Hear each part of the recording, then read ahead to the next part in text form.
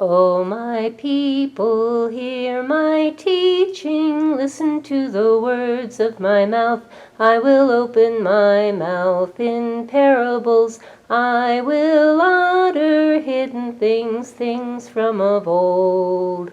What we have heard and known, what our fathers have taught us, we will not hide them from our children. We will tell the next generation the praiseworthy deeds of the Lord, his power, and the wonders he has done.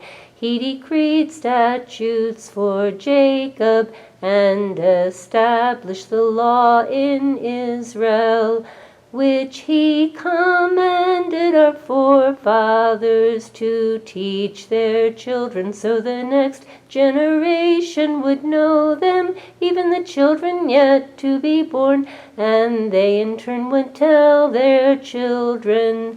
Then they would put their trust in God and would not forget his deeds, but would keep his commands. They would not be like their forefathers, a stubborn and rebellious generation, whose hearts were not loyal to God, whose spirits were unfaithful to him. The men of Ephraim, though armed with bows, turned back on the day of battle. They did not keep God's covenant, but refused to live by his laws. They forgot what he had done, the wonders he had shown them. He did miracles in the sight of our fathers in the land of Egypt, in the region of Zoan. He divided the sea and led them through. He made the water stand firm like a wall. He guided them with a cloud by day and with light from the fire all night. He split the rock in the waters and gave them water as abundant as the sea. He brought springs out of the rocky crag and made water flow down like rivers, but they continued to sin against him, rebelling in the desert against the Most High. They willingly put God to the test by demanding the food they craved. They spoke against God, saying, "Can God spread a table in the desert?" When he struck the rock, water gushed out and streams flowed abundantly. But can he also give us food? Can he supply meat for his people? When the Lord heard them, he was very angry. His fire broke out against Jacob, and his wrath rose against Israel, for they did not believe in God, nor trust in his deliverance. Yet he gave the command to the skies above, and opened the doors of the heavens. He rained down manna for the people to eat. He gave them the grain of heaven. Men ate the bread of angels. He gave them all the food they could eat. He let loose the east wind from the heavens and let forth the south wind by his hand. He rained down meat on them like dust, flying birds like the sand of the seashore. He made them come down inside their camp, all around their tents. They ate till they had more than enough, for he had given them what they craved. But before they turned from the food they craved, even while it was still in their mouths, God's anger rose against them. He put to death the sturdiest among them, cutting down the young men of Israel. In spite of this, they kept on sinning. In spite of his wonders, they did not believe. So he ended their days in futility, and their years in terrors. Whenever he slew them, they would seek him. They eagerly turned to him again.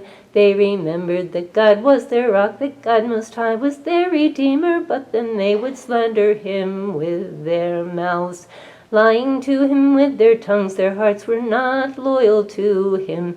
They were unfaithful to his covenant, yet he was merciful and forgave their iniquity, and did not destroy them. Time after time he restrained his anger, and did not pour out his full wrath. He remembered they were but flesh, a passing breeze that does not return. How often they rebelled against him in the desert, and grieved him in the wasteland. Again and again they put God to the test, and vexed the Holy One of Israel. They did not remember his power, the day he redeemed them from the oppressor, the day he displayed his miraculous signs in Egypt, his wonders in Zoan. He turned their waters into blood, they could not drink from their streams. He sent flies that devoured them, and frogs that devastated them. He gave their food to the grasshopper, their produce to the locust. He destroyed their vines with hail, their sycamore figs with sleet.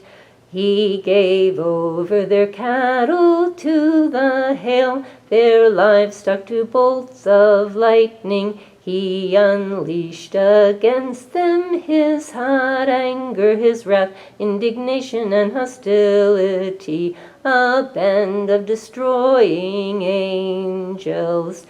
He prepared a path for his anger. He did not spare them from death, and gave them over to the plague, and cut down all the firstborn of Egypt, the first fruits of manhood in the tents of Ham. But he brought his people out like a flood, and led them like sheep through the desert. He guided them safely, so they were unafraid. But the sea engulfed their enemies, thus he brought them to the border of his holy land, to the hill country his right hand had taken. He drove out nations before them, and allotted their land to them as an inheritance. He settled the tribes of Israel in their homes. But they put God to the test, and rebelled against the Most High. They did not keep his statutes like their fathers. They were disloyal and faithless, as unreliable as a faulty bow. They angered him with their high places, and aroused his jealousy with their idols. When God heard them, he was very angry. He rejected Israel completely. He abandoned the tabernacle at Shiloh, the tent he had set up among men. He drove the ark of his might into captivity, his splendor into the hands of the enemy. He turned his people over to the sword. He was very angry with his inheritance. Fire consumed their young men, and their maidens had no wedding songs. Their priests were put to the sword, and their widows could not weep. Then the Lord awoke as from a sleep, as a man awakes from the stupor of wine. He beat back the enemy and put them to everlasting shame. Then he rejected the tents of Joseph. He did not choose the tribe of Ephraim, but he chose the tribe of Judah. Mount Zion, which he loved, he built his sanctuary like the heights, like the earth which he exalted forever. He chose David his servant, and took him from the sheep pens. From tending sheep he brought him to be the leader of his people, Jacob of Israel his inheritance. And David shepherded them with integrity of heart. With skillful hands he led them.